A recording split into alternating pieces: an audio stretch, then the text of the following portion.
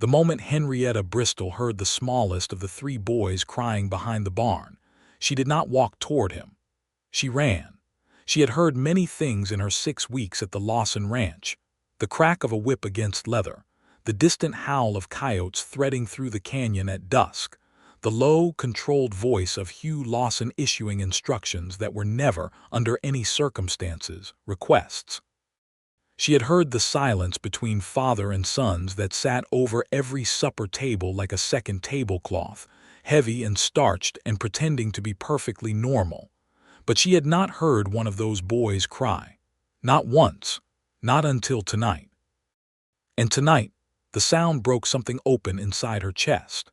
She rounded the corner of the barn with her skirt gathered in both fists, and she found him there, 8-year-old Cody Lawson, the youngest, pressed against the rough wooden planks with his knees pulled to his chest, and his whole body shaking with the kind of crying that a child does when he has been trying not to cry for a very long time, and the effort has finally become greater than the dam can hold. He looked up at her with his father's gray eyes, wide and betrayed by his own tears, and in that instant Henrietta saw the thing that no one in this household had ever said aloud. These boys were not fine. They had not been fine for a long time, and every single day they had been getting up and pretending otherwise because that was what was required of them, because no one had told them they were allowed to do anything else. She dropped to her knees in the dirt right there in front of him, and she said softly, "Tell me." He shook his head. Cody. She did not reach for him yet. She had learned that much about Lawson men in 6 weeks. You did not reach for them. You waited until they came the last distance themselves. You do not have to protect anyone right now. It is just me. And then something cracked in the small, rigid architecture of his shoulders, and he said, "Papa does not know that Marcus cannot read. He is going to find out tomorrow when Reverend Mills comes to test them, and Marcus told me not to tell, and I kept the secret, but I do not know how to help him, and I am scared Papa is going to be so angry at Marcus, and Marcus already feels so bad about himself, and I do not know what to do." Henrietta sat back on her heels and felt the full, devastating weight of what had just been placed in her hands. This was not a small secret. This was a hidden wound. A dark past of shame that 14-year-old Marcus Lawson had been carrying alone, in this house full of men who had decided that needing help was the same as failing. And Cody, loyal, frightened Cody, had held it for him because he did not know who was safe enough to carry it to. Until now. Henrietta Bristol had arrived at the Lawson Ranch on a Wednesday in early April of 1883, which was not how she had planned her life to go, but then, very little about Henrietta's life had gone according to any plan she had made. She had been 26 years old and increasingly aware that the schoolroom in Abilene, Kansas, where she had taught for 3 years, was slowly shrinking around her. Not in any physical sense. The room was the same 4 walls it had always been, the same 22 desks with their ink-stained surfaces, the same map of the United States that still showed the territories in a pale, uncertain yellow, as though even the cartographer was not entirely sure what would become of them. But something in Henrietta had been growing that the room could no longer contain, some restless, forward-leaning hunger that she could not name precisely, but that had everything to do with wanting her life to mean something more than it currently did. She had not answered Hugh Lawson's advertisement looking for a housekeeper the way other women might answer such an advertisement, weighing the risk and security of it carefully, consulting family, writing a sensible and cautious reply. She had answered it in something close to desperation, because the alternative was to stay exactly where she was, and Henrietta Bristol was constitutionally incapable of staying exactly where she was. The advertisement had been straightforward to the point of being almost rude. Widower, 3 sons, ages 8, 11, 14. Ranch 12 miles north of Caldwell. Requires housekeeper, not a wife. Compensation fair. Apply in writing. Hugh Lawson, Lawson Creek Ranch. Not a wife. She had noticed that he said it and then immediately wondered what had made him feel the need to say it. Men who were not thinking about something did not take pains to rule it out in print. His letter accepting her application had been 4 sentences long, told her which stage to take and on what day, and was signed with a signature that looked like it had been written by someone who had learned penmanship from a man who respected it, but had never been told it could be beautiful. She had expected, on the basis of this correspondence, a cold man. She had not been entirely wrong. Hugh Lawson was 35 years old and built like the prairie itself, broad and weathered and giving nothing away. He had met her stage with a wagon and 2 of the 3 boys, because the oldest, Marcus, had refused to come, and no one had made him, and she had understood immediately that this was a household organized around a central principle of not pressing anyone into anything they had decided they did not want to do. Except she would come to understand the principle only ran one direction. No one was pressed, but no one was invited either. No one was asked if they needed anything. No one was offered comfort or help or the particular relief of feeling that another person in the world understood them. They were simply left to manage, each in his own private interior country, untouched and untouching. Hugh Lawson had said on that first wagon ride out to the ranch, "House is your territory. The kitchen, the main room, the sleeping rooms upstairs, the barn and the land are mine. Boys have chores before school and after. I take supper at 6. I do not require conversation." She had looked at him for a long moment and said, "What do the boys require?" He had looked at her then, really looked at her for the first time. His eyes were the particular gray of storm clouds that have not yet decided what they are going to do, and something moved through them that she could not read. "They manage," he said. "I see," she said, and left it there. She had spent the first 2 weeks doing exactly what he had described. She cooked. She cleaned. She organized the disaster of the kitchen with quiet, systematic efficiency, finding that someone, she suspected it had been their mother, who had died 2 years prior of a fever that moved too fast through her and left no time for goodbyes, had once had a very orderly mind, and that the order had simply dissolved in the grief that followed her departure. She found Cody's lost schoolbook behind the woodpile and returned it to him without comment. She found 11-year-old Eli's collection of hand-carved wooden horses arranged under his bed in a pattern that was clearly deliberate and meaningful, and she said nothing about them but made sure she never disturbed them when she swept. She found Marcus in the hayloft one evening working through a page of script with his lips moving, forming words she could see he was not reading so much as performing from memory, and she walked past without stopping because she understood, even then, 3 weeks before Cody told her the truth behind the barn, that something about reading was a source of hidden pain for this boy, and that pressing him would only push him further into himself. The dark past of this family was not dramatic, the way dark pasts sometimes are. There were no betrayals in the obvious sense, no secrets of violence or crime. The darkness here was quieter and more pervasive. It was the darkness of a man who had closed himself down after devastating loss, and had done so thoroughly that he had not noticed his sons closing down alongside him, learning from him how to need nothing and no one, how to carry everything alone, how to treat asking for help as a kind of weakness that would cost them something they could not afford to lose. Their mother's name had been Clara. Henrietta learned this not from Hugh but from Cody, who mentioned her the way young children mention things they are afraid to think about too directly, in quick, sideways references that skimmed the surface of the grief and darted away from it. Clara had sung in the morning. Clara had made the biscuits differently, with a little honey in the dough. Clara had known which of the horses Eli liked best and had let him spend Saturday afternoons in the pasture with her. Hugh had never spoken of Clara, not once, not a word. And his silence on the subject was so complete and so obviously maintained by conscious effort that it had become its own kind of presence in the house, a shape that everyone moved around carefully, a forbidden territory marked by an invisible fence that the boys had all learned not to cross. Henrietta had her own dark past, though it was not the kind that showed. She had been engaged once to a man named Robert Fenn, who had courted her with great enthusiasm for 8 months, and then, a week before their wedding date, written her a letter explaining that he had decided to go west, to California specifically, and that he hoped she understood and harbored no hard feelings. She had not harbored hard feelings exactly. What she had harbored was the slow, determined conviction that she would never again construct her happiness around another person's willingness to stay. It was a conviction that had served her reasonably well for 3 years.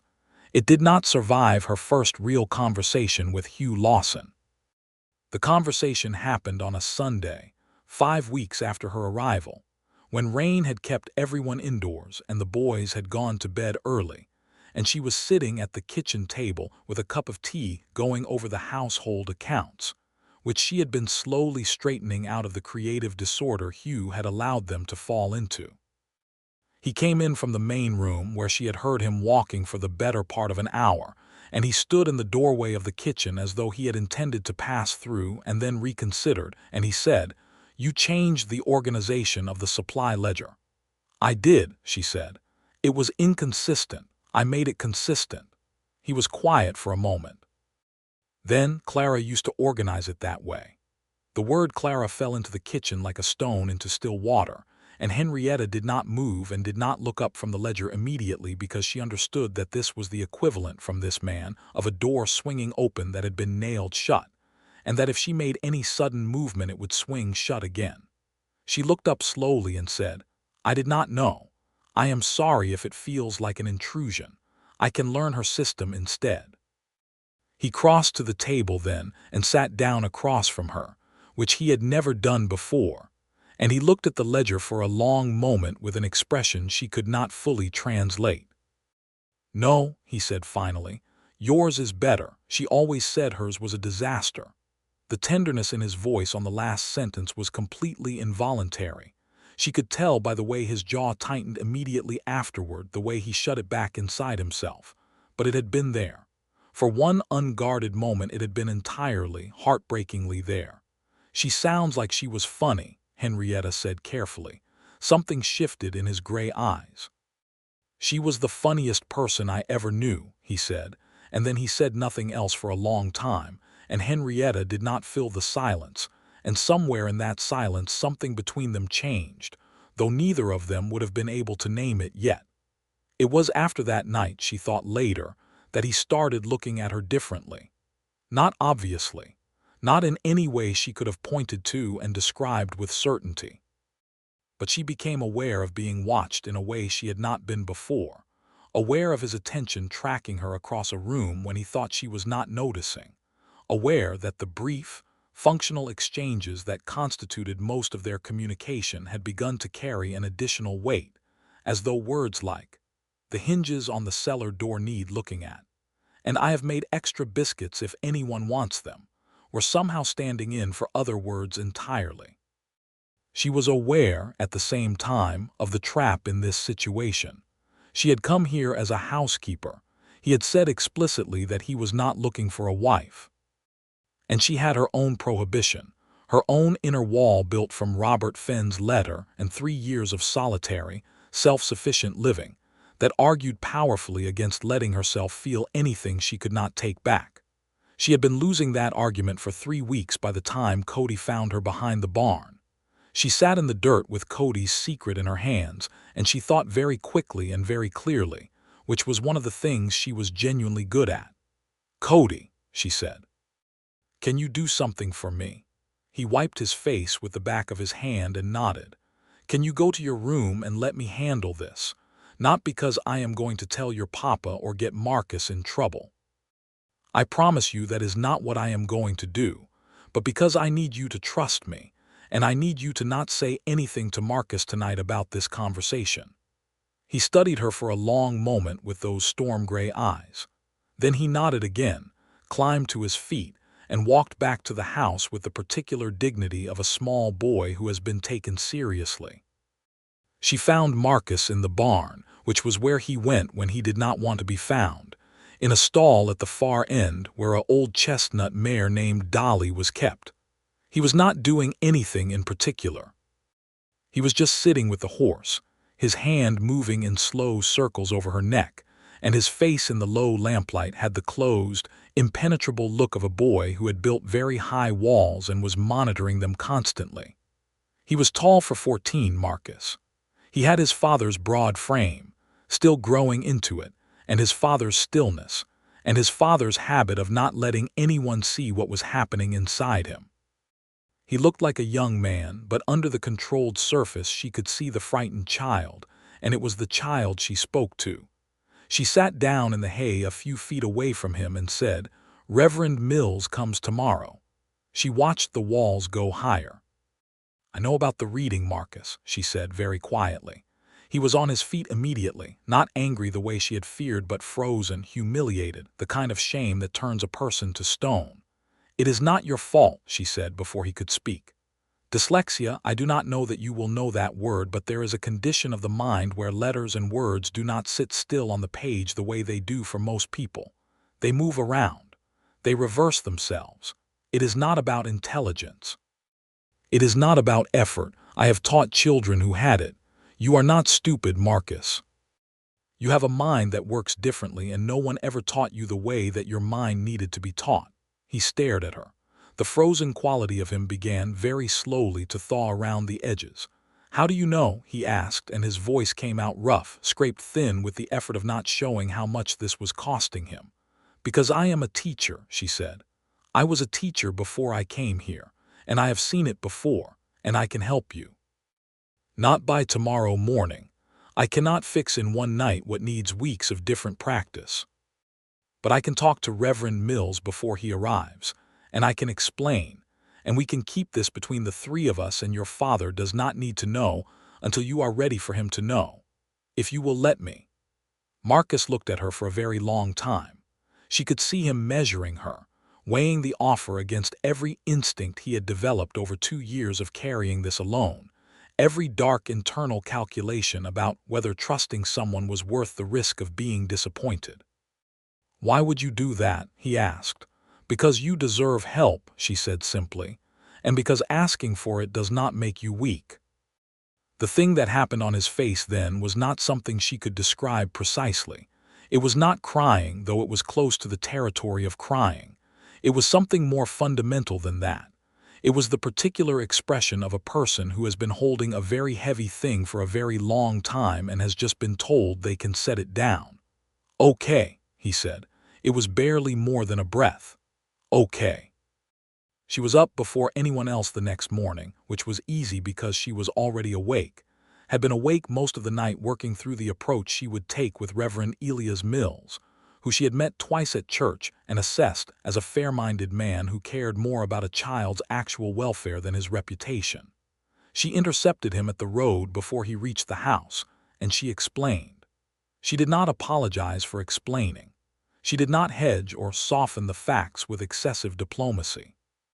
She simply told Reverend Mills that Marcus Lawson had a genuine learning difficulty that had been misunderstood as laziness or lack of effort, and that she was beginning to address it with the correct techniques, and that she would appreciate it if his assessment today could focus on the boy's oral comprehension and arithmetic, and leave the written examination of Marcus to a later date, once she had had a chance to work with him. Reverend Mills had studied her with small, keen eyes and then said, "Mr. Lawson knows about this." "I will speak to Mr. Lawson," she said, "in my own time and in the right way. For today I am asking for the space to handle this correctly." He had agreed. He was, as she had assessed, a fair man. The examinations went smoothly. Marcus, tested orally, demonstrated comprehension and analytical ability that clearly surprised the Reverend, and she saw in the old man's eyes a recalibration happening in real time, a reassessment of what this boy was. Marcus saw it too, and something in him stood up straighter, and she noted it with quiet satisfaction. Hugh noticed none of this, because he was out on the north pasture all morning mending fencing with Eli alongside him. Eli was 11 and learning fencing. the same way he was learning everything, in close proximity to his father's silent competence. But he was at supper, and the supper table was quieter than usual, but not in the heavy way it normally was. Cody kept glancing at Henrietta with wide, conspiratorial eyes. Marcus kept his gaze on his plate, but ate with an ease she had not seen in him before, the ease of a person temporarily relieved of a crushing secret weight. Hugh looked at her twice during supper, the second time long enough that she felt it on her skin. After the boys had cleared and gone up and she was at the wash basin, she heard him stand from the table, and she heard him walk to the kitchen doorway and stop. "Mills seemed satisfied today," he said. "He was," she said, and continued washing the plates. She felt him still standing there. She had the sense by now of exactly how still Hugh Lawson could be when he was working something out. "Marcus was different tonight," he said. "At supper." She set a plate on the drying rack and turned to look at him. He was leaning against the door frame with his arms crossed, but not in the closed, guarded way he sometimes stood. More like he was holding himself in place while he thought. His face in the lamplight was doing something complicated. "Something happened today," he said. It was not quite a question.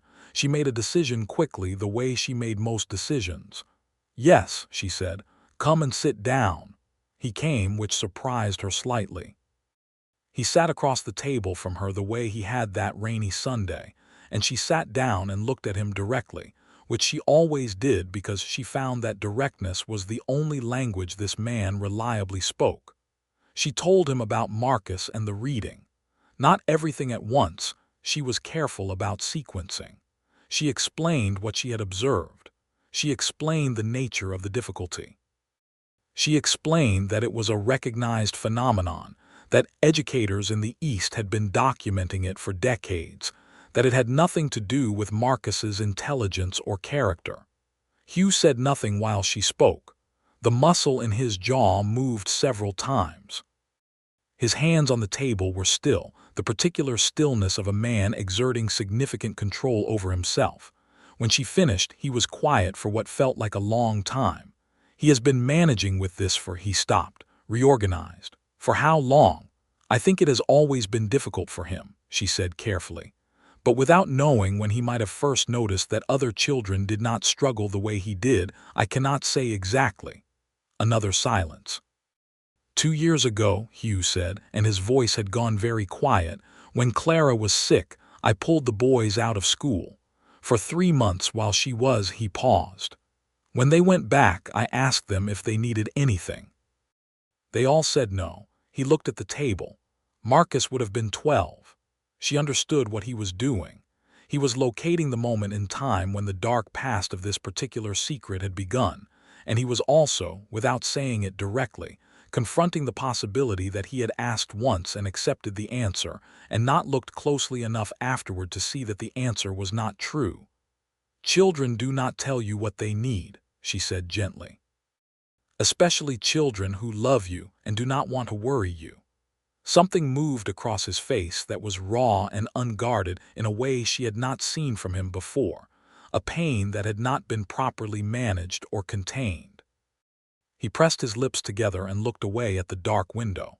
"I should have seen it," he said. "Hugh."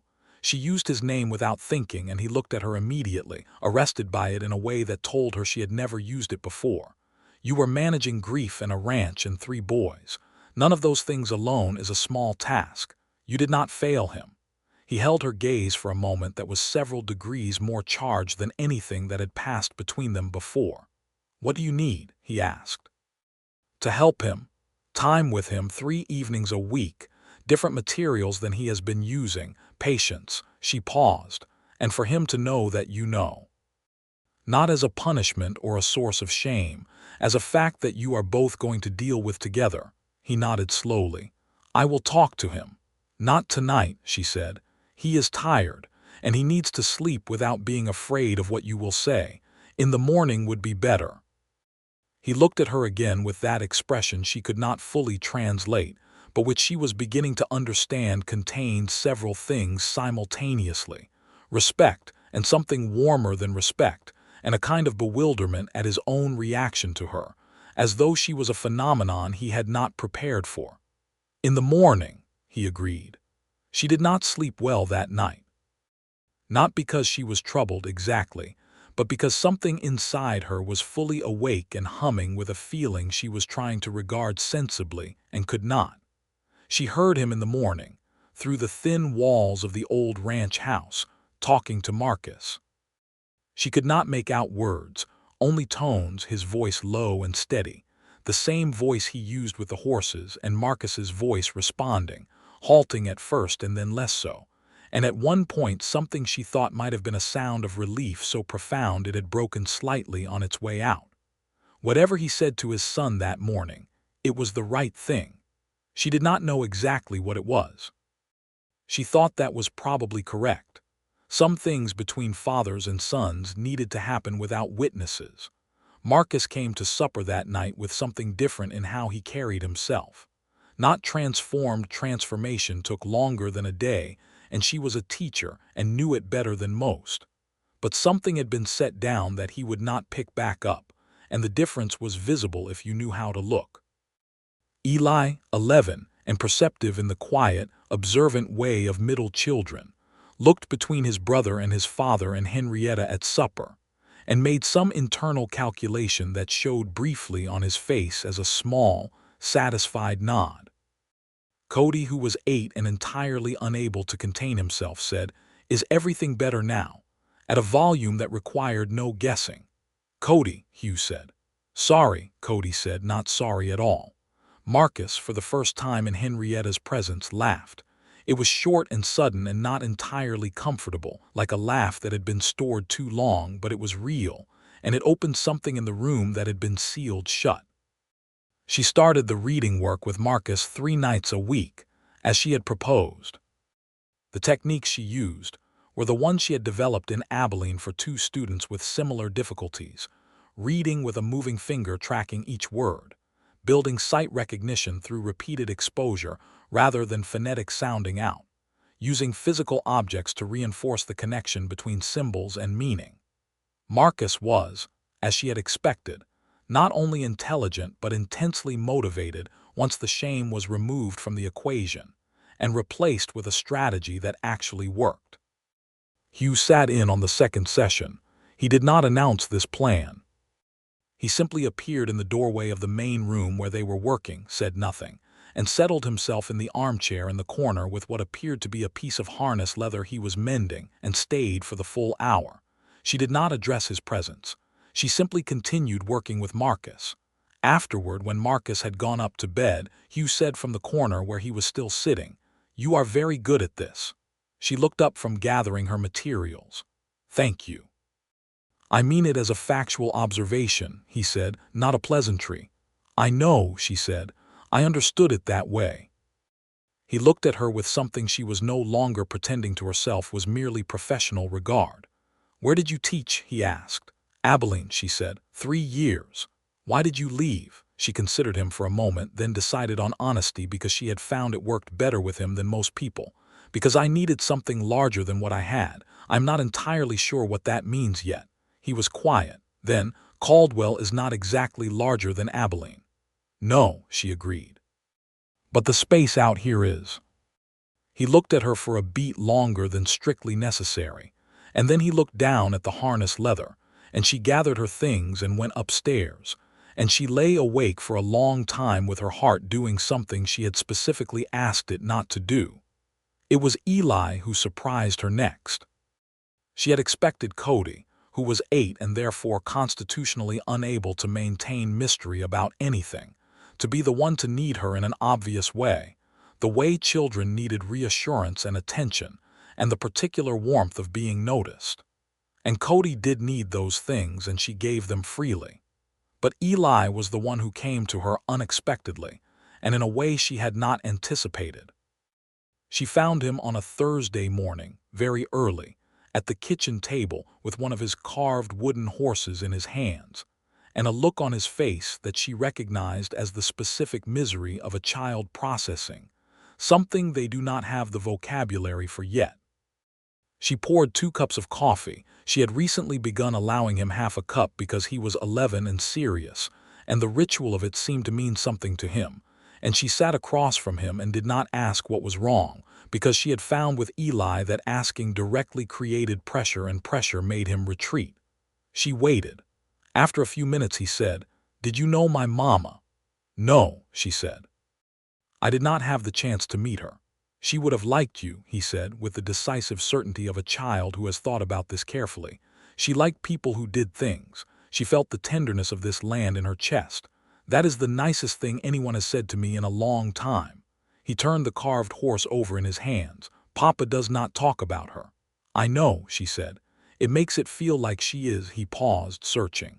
"Like she is getting farther away, instead of closer." She absorbed this very carefully because she knew it was fragile and important.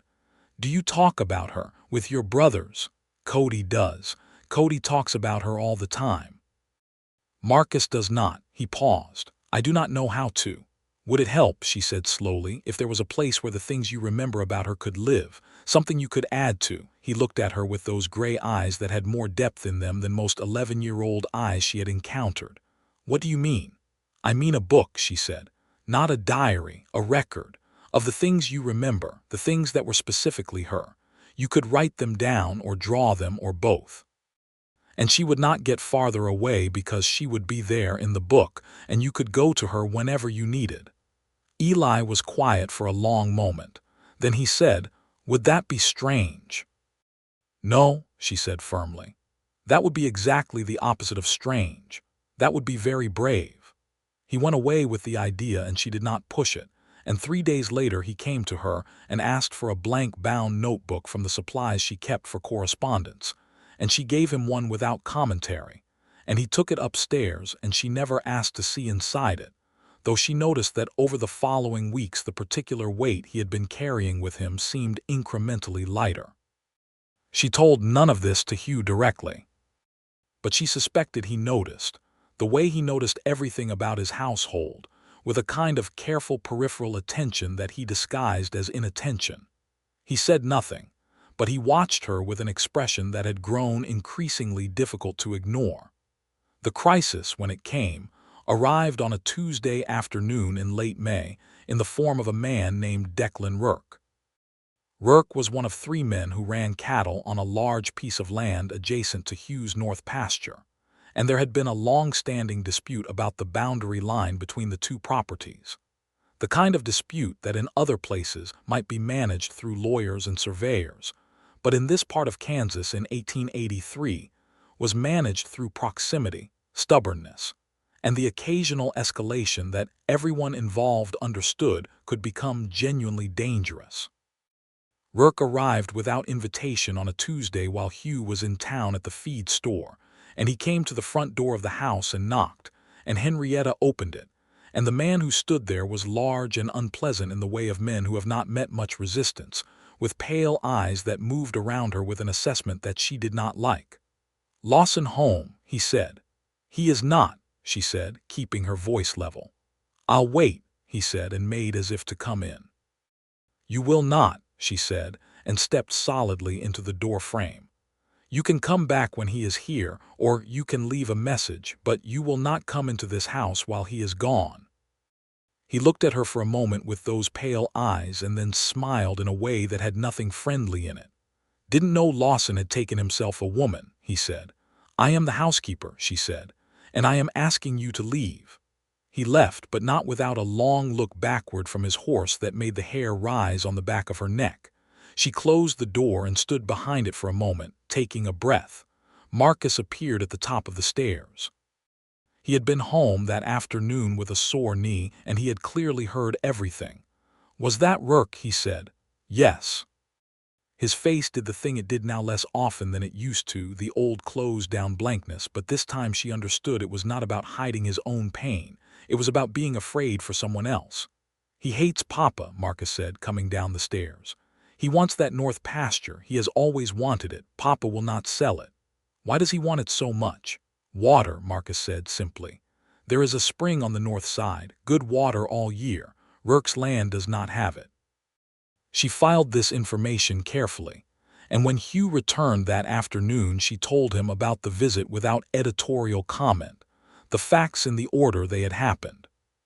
His face had gone very still while she talked, the kind of stillness that she now recognized as controlled anger rather than calm.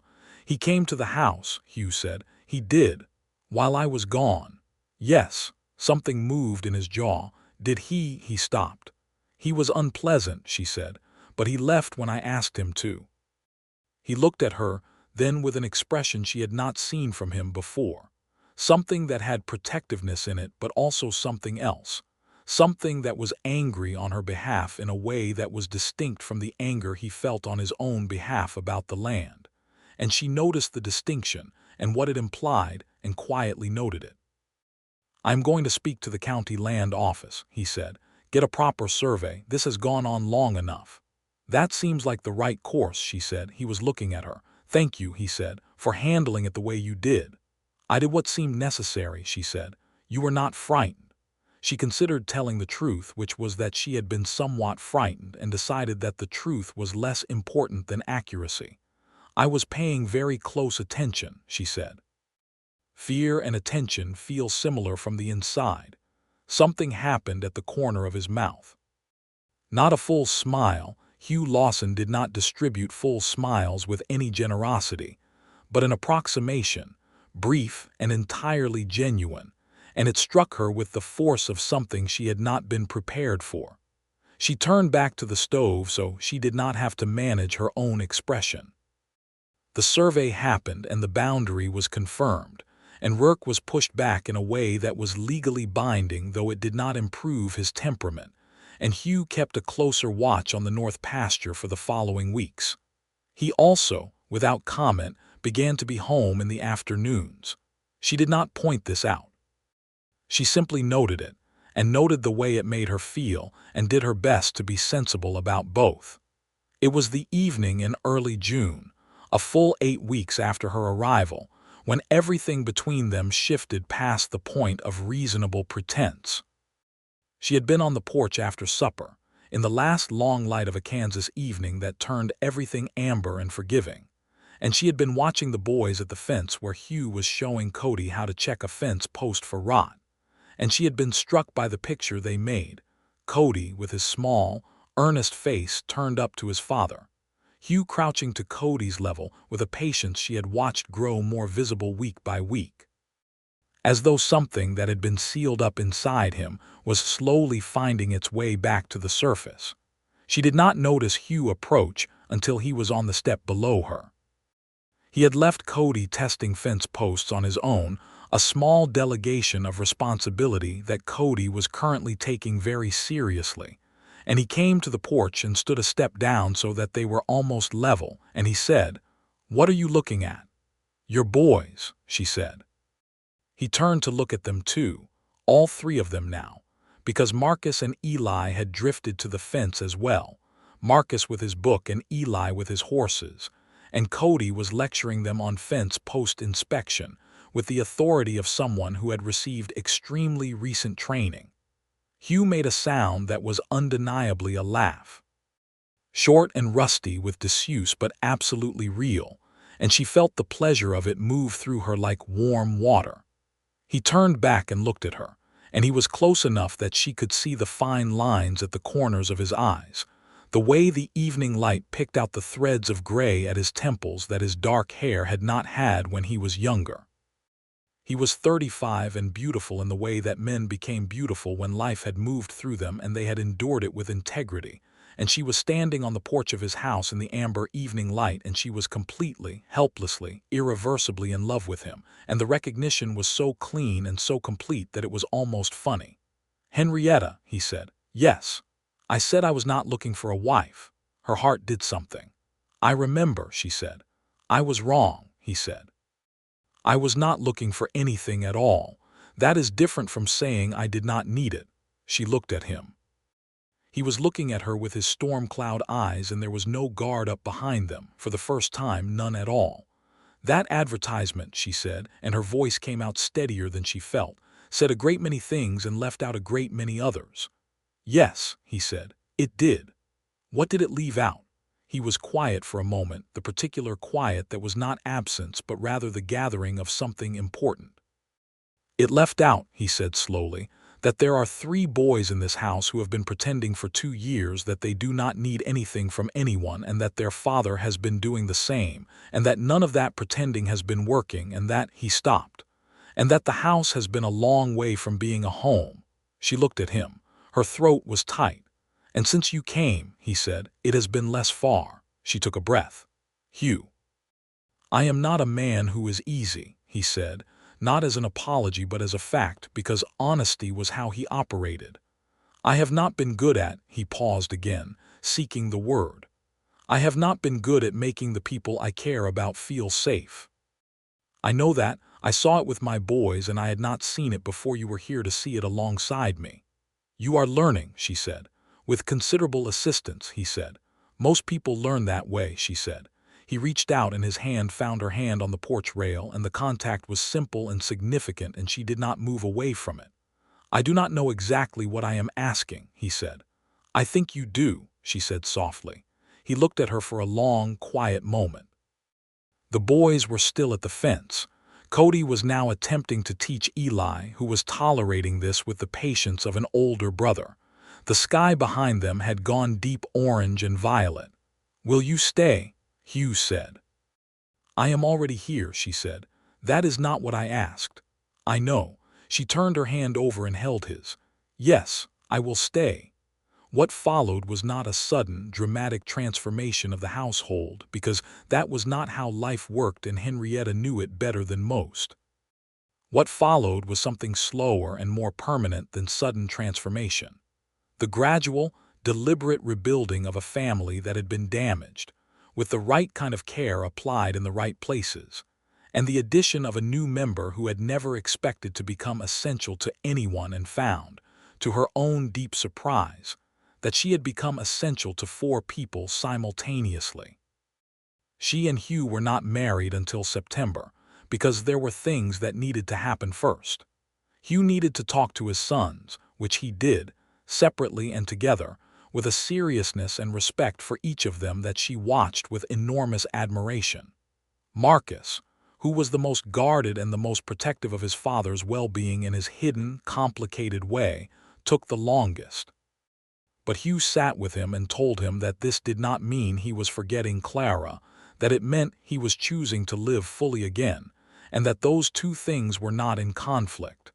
Marcus had asked if he could think about it. Hugh had said yes, of course. Marcus had come back 2 days later and said, "She is good for you and for Cody, and she helped me." He paused. "That matters." It was, from Marcus Lawson, a benediction. Eli had asked if Henrietta would still help him with the memory book. Hugh had said, "You should ask her." Eli had come to her with the question in his careful, measured way, and she had said yes always without hesitation, and something in his face had opened gently. Cody had said, "Does this mean you are going to be our mama?" And the directness of it had made the room go very quiet, and she had looked at Hugh and Hugh had looked at her. "I am going to be Henrietta," she had said carefully. "Which is different from replacing someone who is irreplaceable. But I am going to love you very much, and that is a promise." Cody had considered this with great seriousness and then said, "Okay, that is probably enough." Marcus had made a sound that was almost certainly a laugh, though he recovered quickly. They were married on a Saturday in September at the First Methodist Church in Caldwell, by Reverend Mills, who gave Henrietta a look of quiet approval when she walked in that told her he had seen the shape of this long before she had thought it was visible. The dress was not elaborate. She had made it herself from good blue wool because blue was practical and she was practical, and it fit her well. And Hugh looked at her when she came down the stairs of the ranch house that morning with an expression that was better than any mirror. The boys were all 3 in their good clothes, Cody's shirt already coming untucked by the time they reached the church. And Marcus stood beside his father at the front of the church as best man because Hugh had asked him, and Marcus had accepted with a solemnity that made him look older than 14 and somehow, at the same time, very young in the right way. The vows they exchanged were the traditional ones, because they did not need to write special vows. What was between them was too large and too particular to be reduced to poetry. She said her lines clearly and held his gaze the whole time, and he said his lines quietly and steadily, the way he did everything, and she heard in his voice all the things he was not saying and understood them completely. That winter was the best winter Henrietta had ever known, and she had known some good winters. The ranch house, which she had been slowly improving since April, new curtains that let in better light, the kitchen rearranged for actual efficiency, the boys' rooms made into rooms that reflected each boy rather than simply containing him, became a home in the full sense of the word, warm and particular, and running over with the specific sounds and smells of people who belonged to each other. She continued the reading sessions with Marcus, and his progress was significant and real, not miraculous, but earned, the kind of progress that comes from consistent work and the removal of shame from the equation. And by November, Marcus could work through a page of text at a pace that was slower than average but reliable and genuinely comprehending. He told her one evening at the end of a session that he thought he wanted to be a veterinarian. He had thought about it for a long time, and he thought that was what he wanted. She had looked at him and said, "Then we should find out what you need to study." He had looked at her with his father's gray eyes and said, "You do not think it is too hard." "I think it is ambitious," she said. "Those are not the same thing." Hugh had overheard this from the next room and said nothing, but the following week he had ridden to Caldwell and come back with a book on animal science from the general store, which was not exactly a veterinary text, but was the closest thing available in Caldwell, Kansas, in 1883, and he had set it on Marcus's desk without ceremony, and Marcus had looked at it for a long moment and then picked it up like something precious. Eli filled half the memory book by February. He showed it to Henrietta in late January, sitting beside her on the settee in the main room, turning the pages slowly, and she saw inside it the most tender archive she had ever encountered: sketches of Clara's face from memory, lists of specific things she had said, the recipe for the honey biscuits written out in Eli's careful hand from what he remembered of watching her make them. A pressed wildflower that he had noted was the kind she had always picked on spring mornings. He had also, she noticed, added several pages recently with sketches of things that were happening now: Cody at the fence post, Marcus reading, the three of them at supper. "You have been adding the present," she said softly. "It seemed like it should be in there too," he said. She put her arm around him and he leaned against her in the easy, undefended way of a child who has learned that doing so costs nothing and gives something back. In March, 3 months after they were married, Henrietta realized she was expecting a child.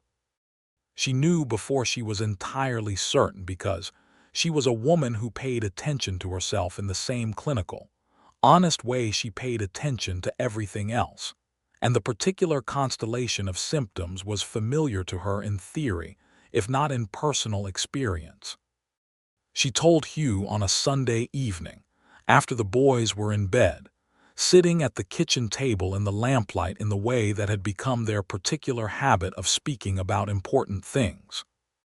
He was quiet for long enough that she began to wonder, and then he looked up at her, and the expression on his face was the most completely unguarded she had ever seen from him. Every wall gone, everything present and visible, and it included grief and joy simultaneously in a way that she understood immediately. The last time there had been a new child in this house, Clara had been alive. The joy of it was tangled for him with absence.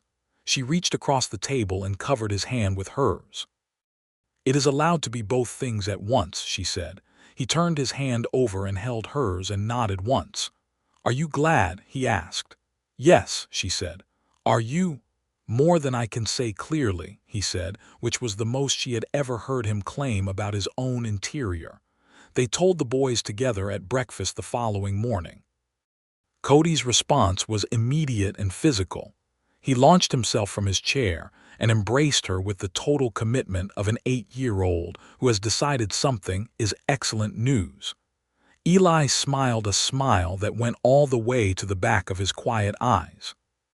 Marcus looked at his father for a moment, and something passed between them that she did not try to intercept, and then he said to her, with all the gravity of 14, That is good. The house needs more people. The boy arrived in December, 2 days before Christmas, in the middle of a snowstorm that made the world outside the ranch house entirely white and muffled and still.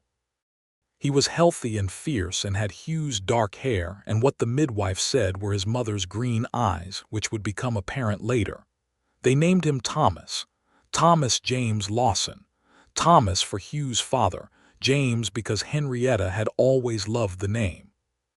Cody, who had been allowed to see the baby the morning after, stood over the small wooden cradle that Hugh had repaired and sanded smooth in the weeks before the birth, and stared at Thomas with an expression of absolute wonder. "He is very small," Cody said. "You were very small once," Henrietta said, still in bed with the particular exhaustion of having recently done something enormous. "I do not remember that," Cody said, which was perhaps the most perfectly reasonable thing anyone had ever said. Marcus held the baby that afternoon with a seriousness and carefulness that struck her as somehow the completion of something. This boy who had been the keeper of his own secrets, the silent carrier of his own burdens, holding this new life with his big, careful hands, and looking down at him with an expression she thought was something like determination. The determination to be different from what he had learned to be before. The determination to be the kind of brother Thomas would always know he could go to. Eli drew the baby in the memory book that same week. He added a new page at the front, not at the back, which she thought was very significant, and on it he wrote in his careful script, "This is where we are now," and below it he drew the whole family in the rough, earnest style of a boy who was not a trained artist but was a deeply accurate observer. Hugh and Henrietta, Marcus and himself and Cody, and Thomas small and central in someone's arms, and on the margins of the page, faint but present, what appeared to be a figure that was not quite part of the group, but was not absent from it either. She recognized the loose hairstyle and the particular stance, and she did not say anything, but she held the book for an extra moment and felt the love of this boy so completely it was almost painful. Spring came, and with it the full, complicated beauty of the Kansas grassland in its most generous season, the blue-stem grass coming in thick and green, the cottonwoods along the creek in full leaf, the sky doing that particular thing it did in spring out here, going from pale morning blue to something so deep and expansive at midday that looking at it made a person feel small and glad about it simultaneously. Henrietta had not gone back to teaching in any official capacity, and she had not mourned this exactly, because the work she was doing at the ranch was the work of a teacher constantly, just without the four walls. She was teaching Thomas, now 3 months old and already watching the world with an intent, focused attention that made her laugh. She was teaching Cody to read for meaning rather than merely for pronunciation, a distinction that mattered to her enormously. She was continuing with Marcus, who was now working through agricultural science texts that the county schoolmaster had sourced for him from a college in Lawrence. She was also teaching Eli in her own way, though Eli was teaching himself in the more important senses. He had become, over the past several months, a genuinely skilled whittler. His horses had been joined by an entire small landscape of carved animals, cattle, dogs, birds, even a very credible coyote, and he had begun to sell them. Not formally. It had begun when the wife of the man at the feed store in Caldwell had admired a horse he happened to have in his pocket, and he had offered it to her, and she had paid him 50 cents without his expecting it, and he had come home with the 50 cents and stared at it for the better part of the evening in the manner of a boy to whom an entirely new idea was slowly becoming real. Hugh had watched this development with a satisfaction she could see in him plainly, because she had learned, over these months, to read him the way she had learned early on to read his boys, by looking for the things that were not said, the small physical indications, the way his posture changed slightly when something was moving him, the particular quality of his silence when it was a satisfied silence rather than a contained one. He was different now than he had been in April a year ago, and not in a dramatic, unrecognizable way, but in the way of a man who has been fundamentally himself all along and has simply been relieved of something he had been carrying unnecessarily. He laughed more. Not frequently, he was still constitutionally a serious man, but more. He touched her arm in passing in the mornings. He had begun, occasionally, to speak about Clara to the boys, not extensively and not without some effort, but naturally, as part of the texture of their family history, which was what she had always been. He still woke early and went out before dawn to check on the horses, and she still woke when he rose and listened to the house settle around his absence and the distant sounds of the barn, and she did not sleep until he came back. And this was not anxiety but its opposite, the specific comfort of knowing exactly where someone is and knowing they are coming back. The Rourke situation had not entirely resolved. Men like Declan Rourke did not resolve, they simply receded, but the legal survey had made the boundary definitive, and Hugh had spent the winter building up the fence line on the north pasture in a way that announced permanence without requiring a confrontation, and Rourke had been quiet since January, which Hugh described as about the most optimistic thing he was willing to expect. On a Saturday afternoon in late April of 1880, for 1 year, and some weeks after Henrietta had arrived on the Caldwell stage with a traveling case, and 3 letters of professional reference, and a restlessness that had no settled name, she was sitting on the porch in the afternoon sun with Thomas in her lap and Eli beside her, and Cody running in circles in the yard for no reason she could discern other than that he was 8, and the sun was out, and the world was available. When Hugh came up from the barn and stopped at the bottom of the porch steps and looked up at her. "What?" she said. "Nothing," he said. She looked at him. He was looking at her with that expression she had catalogued extensively by now, the one that contained respect and warmth and a kind of wondering recognition, as though she were still, after a year, a thing he had not entirely expected to find. "You are looking at me like something," she said. "I am looking at you like my wife," he said, "who is sitting on my porch with my son, and my other son is next to her, and my other son is—" He watched Cody for a moment with a patience that was also clearly affection, demonstrating a complete inability to be still. "He is 8, she said. "He has always been like this," Hugh said. Clara called him her perpetual motion machine. The name fell into the afternoon naturally, the way it did now, without the weight of forbidden territory. "She was right," Henrietta said. He came up the steps and settled into the chair beside her, and Thomas, in her lap, turned his head toward his father with the focused, owning attention of a baby who has decided that this person belongs to him. And Hugh put out his finger, and Thomas grabbed it with the total conviction of 4 months of practice. "Marcus was asking me last week," Hugh said, "about what it would take to get him to a veterinary program in Kansas City. There is one at the agricultural college." She turned to look at him. "He did not ask me," she said. "He asked you." "Yes," she absorbed this. "When?" "After supper on Wednesday. He came to find me in the barn." Hugh's voice had a quality in it she could not precisely name, something between pride and something larger than pride, something that had to do with being found, with being the person his son had come to, with being accessible and present and trustworthy in a way that had been rebuilt, slowly and carefully, over the past year. He said he had been thinking about it, and he wanted to know if it was possible. She felt the significance of this land in her chest like a stone dropping into deep water. His boys had not asked for help with anything until she made asking feel safe. She knew this was true. She had seen the before, and she was seeing the after, and the distance between them was measurable in exactly this kind of moment. A 14-year-old boy who had once carried his deepest shame alone in a hayloft, now walking out to find his father in the barn on a Wednesday evening and asking, directly and without pretense, for help with something important. "What did you tell him?" she said. "I told him I would look into it," Hugh said. "And I did. There is a preparatory program he could enter at 16. 2 more years of strong study and he would be eligible." He paused.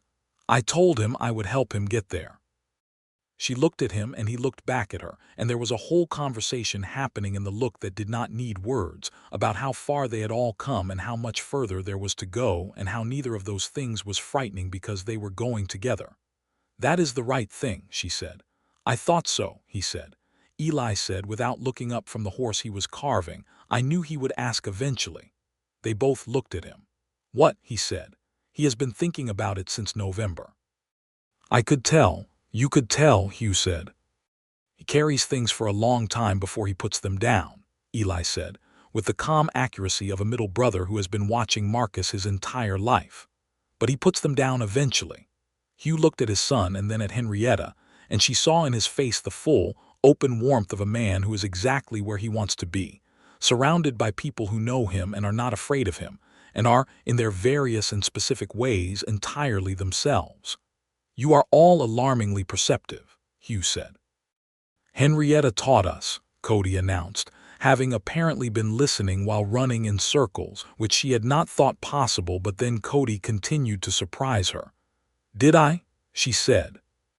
"You did," Cody said with perfect seriousness, and then returned to his running. She looked at Hugh. He was looking at her with his whole face, everything available, nothing held back, and she held the look and let herself feel the full weight and the full lightness of it, both simultaneously, the way that real things were always both at once. "I love you," she said, because the moment warranted it, and she was not a woman who held back what warranted saying. His face did the thing it did when something moved him, the slight softening around the eyes, the way the controlled lines of his expression became less controlled without becoming less him. "I know," he said, and then, because she waited and because he was learning, "I love you too, Henrietta." Thomas made a sound that was not quite a word and grabbed his father's finger more firmly, and Eli paused his carving to look at them with the precise, warm satisfaction of a boy who had filled a whole book with things he loved, and knew that the book was still being written. The summer that followed was full and good and ordinary, in the way that only the right kind of extraordinary can eventually settle into being ordinary. Hugh hired 2 hands to help with the expanded cattle operation, because Henrietta had looked at the books in March and pointed out that the land could support more head and more head would support the family's long-term security, and he had looked at the numbers she had organized and said that she was right, and he had done it.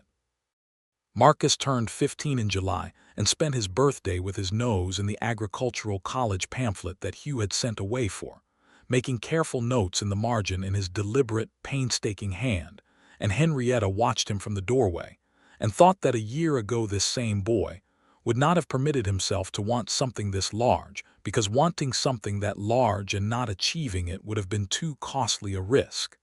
He had asked for help. That was the thing.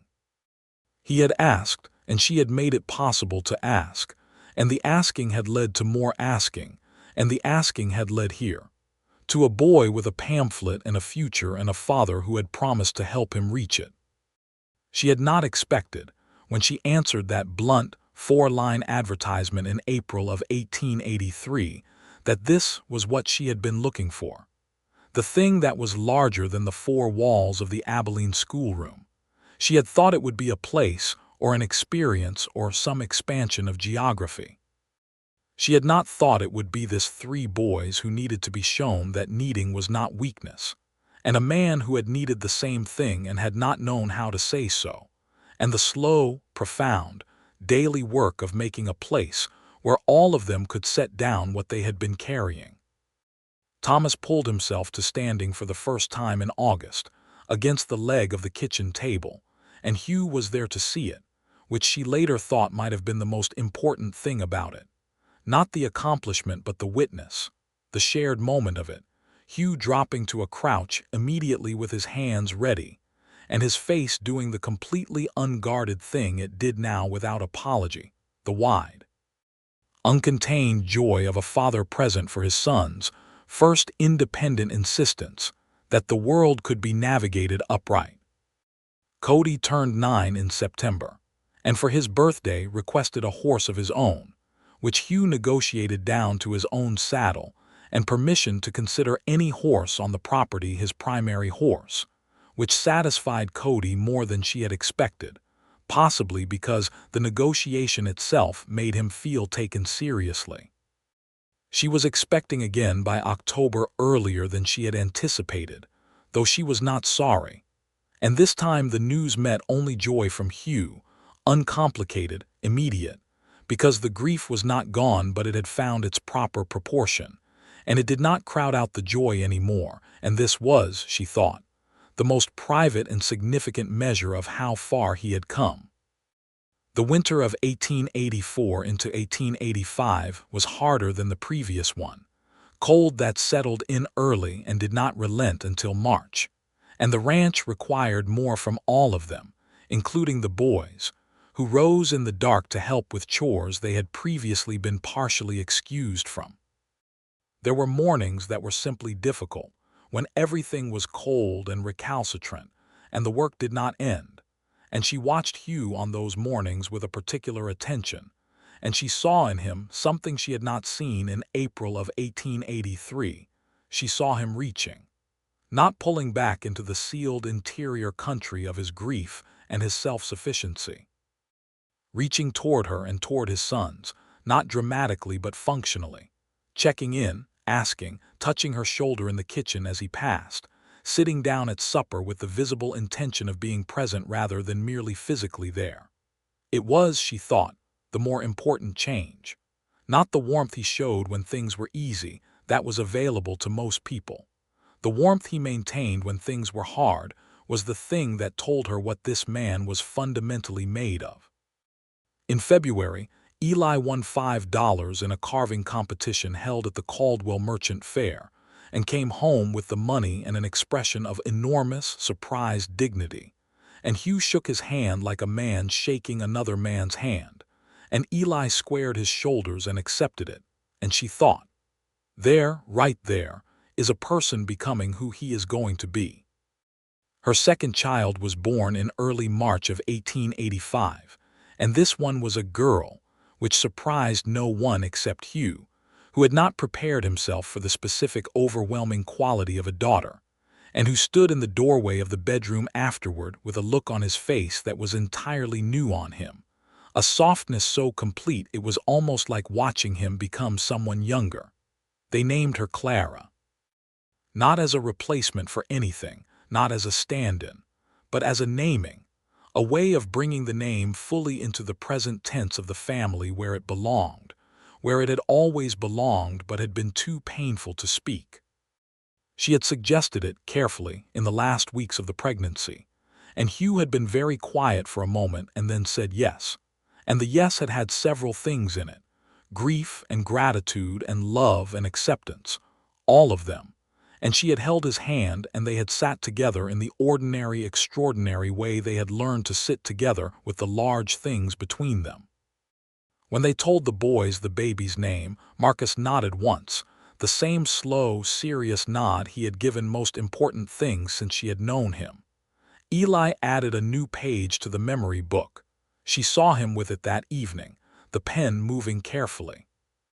Cody said, "That is a good name," and went back to his supper, and the simplicity of it was its own kind of grace. By spring of 1885, the Lawson Creek Ranch was different from what it had been 2 years prior. Not in its physical geography, the same north pasture, the same spring, the same barn that needed painting every other year and got it with some regularity, the same cottonwood trees along the creek, but in the quality of life that moved through it. It was a house where people asked when they needed things, where the asking was met with help, where the help was given without cost, where no one was required to manage alone.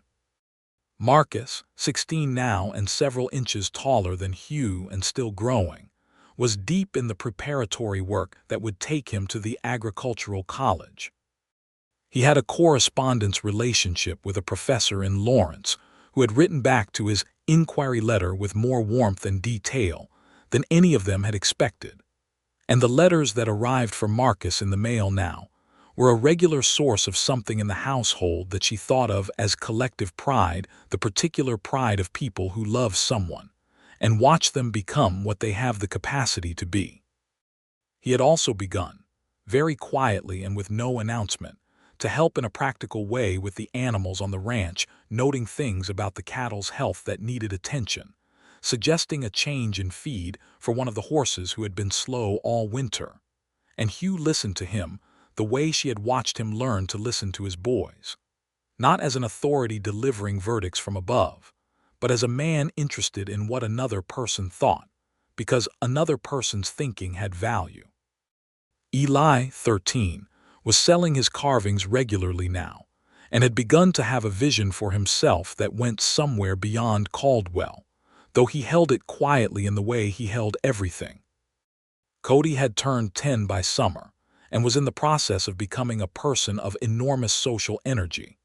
He seemed constitutionally incapable of meeting anyone without immediately treating them as a potential friend, which Henrietta thought was one of the most useful traits a person could have, and which made her very happy on his behalf, because Cody had been the one who had been carrying fear in the dark behind the barn, and Cody was the one who had trusted her first.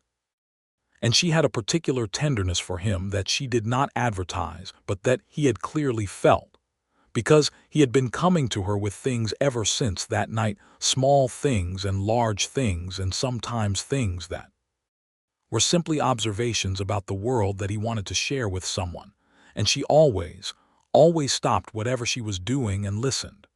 Thomas was a year and a half old, and in the full magnificent chaos of that particular life stage, walking with complete confidence and no judgment, into everything, interested in everything, his vocabulary expanding at a rate that astonished her even though she understood the mechanics of it. He called Hugh Day and called her Etta, and called Thomas what he called himself, which was Maz, though Marcus had not yet decided how he felt about this honor. Clara was 4 months old, and already the unchallenged center of gravity of the household in the way that fourth children sometimes were, not because they demanded it, but because the household had by then learned how to arrange itself around a new person with a warmth and competence it had not had before, and every single member of this particular household was, in their own way, completely undone by her.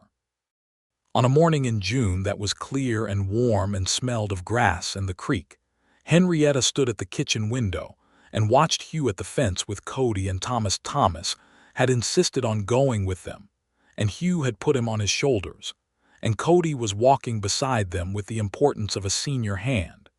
And she thought about the April morning when she had arrived on the stage with her traveling case and her references and her restlessness. The man with storm cloud eyes who had said, "I do not require conversation," and the 3 boys who had been managing so extremely and so very much alone. She thought about what it had taken. Not a dramatic intervention, not a forced choice or a trap or any of the high-stakes devices of fiction. Just the slow, patient, consistent work of making it safe to need, making it safe to ask, making it safe to be known. Eli came into the kitchen behind her and poured himself coffee. He was 13 now, and she had graduated him from half a cup to a full one, which he accepted as his due, and stood beside her at the window, and they watched Hugh lift Thomas off his shoulders and set him on the ground so he could examine whatever it was on the ground that had caught his attention. "He is happy," Eli said. "Not a question." "Yes," she said. "He was not happy before," Eli said in his careful, accurate way. "He was managing." She looked at him. "That is a very perceptive observation," she said. "I have been thinking about it," he said. For a while he looked at his coffee. "There is a difference between managing and actually living. I think we were all managing before." She thought about this. "What changed?" she asked, though she thought she knew. He was quiet for a moment, the particular silence of a boy who thinks before he speaks and means what he says. "You made it feel like we were allowed to need things," he said. "That is what changed. We needed things before. We just did not think we were allowed to." She stood very still with this, because it was the clearest articulation she had heard of the thing she had been doing, the thing she had not had words for herself, the thing that was less a method than a posture, less a technique than a belief, The belief that people were not weaker for needing, and were not diminished by asking, and were not more vulnerable for being known. She had brought this belief into the house like she had brought her traveling case and her references, as something she owned without knowing it was an item she possessed, and it had changed things in ways she had not entirely understood until this 13-year-old boy described it to her over morning coffee at the kitchen window. "Thank you for telling me that," she said. He nodded and drank his coffee and looked out the window at his father and his brothers, and then he said, "I am glad you answered the advertisement."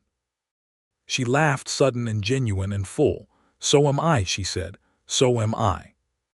Outside, Hugh looked up from where he had crouched beside Thomas to examine whatever fascinating thing was on the ground, and he looked toward the kitchen window and he saw her there, and he raised one hand in the simplest possible gesture, not a wave, just an acknowledgement, a recognition, and she raised hers in return, and between that gesture and its answer was the full, completed, unambiguous shape of what she had found here. Not what she had been looking for. Something larger. Something she had not known she was allowed to want. The Lawson Creek ranch hummed and grew through the years that followed in the way of things properly tended.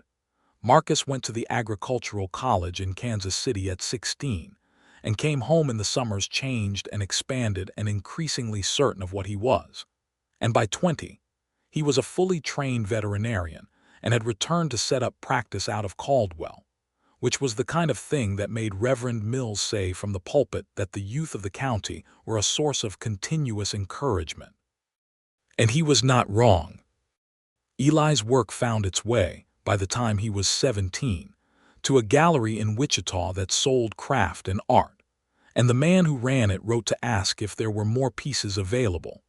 And Eli had sat at the kitchen table with that letter for a very long time before looking up with the expression of a person who has discovered that the future they imagined is actually going to happen. Cody grew into a man of enormous warmth and considerable skill, with cattle and an instinctive generosity that made him genuinely beloved in the county.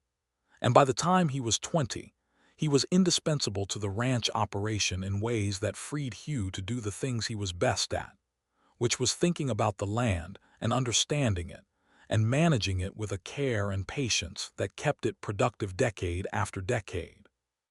Thomas grew up knowing nothing else but a house full of people who asked for things, and were given them without penalty, who needed things and were helped without being made to feel that needing was costly. And he grew up with this as his foundational understanding of what a household and a family were, and he carried it with him as something so natural he would not have been able to describe it any more than he could describe breathing. And perhaps that was the most complete and lasting thing that Henrietta had done. Clara, youngest and most certain of herself from the first moment of her life, grew up with 3 brothers who treated her with absolute seriousness, a father who was helplessly devoted to her, and a mother who had very strong opinions about what girls were capable of, and communicated these opinions quietly and constantly through what she modeled rather than what she said, which was, Henrietta had always found, the most effective kind of teaching. On an evening in October of 1893, 10 years, almost exactly, after Henrietta had come to this ranch, she sat with Hugh on the porch in the last of the autumn light, and the house behind them was quieter than it had once been, because Marcus was in Caldwell and Eli was in Wichita and Cody was in the barn, and Thomas and Clara were upstairs in the particular noise of small children who are definitely not going to sleep. And the world was amber and violet and enormous in the way of the Kansas evening, and she leaned against her husband's shoulder, and he put his arm around her, and they sat like that for a while in the companionable silence that was one of the specific gifts of a decade of learning each other. "I was thinking today," Hugh said, "about the advertisement." "Were you?" she said, "about what it said and what it did not say." "It was a very insufficient advertisement," she said. "Yes," he agreed. He was quiet for a moment. "It found the exactly right person anyway." She lifted her head to look at him, and he was looking at her, and she thought, this man, this one, who had needed her without knowing he needed her, whose boys had needed her without knowing they were allowed to need anyone, who had been managing so hard and so alone, and who had opened slowly and with enormous effort into a person who could sit on his own porch in the October evening and say the thing he meant without armor. "You found me," she said. "I put 4 lines in a newspaper," he said. "And I answered them," she said. "That was the most important part." He looked at her with his gray eyes, the storm clouds long resolved into something clearer, and he said, "Yes, it was." She settled back against his shoulder. Somewhere in the house, Thomas made a sound of vigorous protest, and Clara responded with a sound of complete authority, and both of them were fine. And the evening settled around them, and the grass smelled the way it always smelled in October, dry and vast and quietly golden. And the Lawson Creek ranch lay around them in the dark in all its particularity: the north pasture with the spring, the cottonwoods along the creek, the barn that needed painting, and she held all of it in her chest and thought, "This is the thing that was larger than what I had. This is what I did not know I was allowed to want, and it was hers, all of it entirely, for keeps."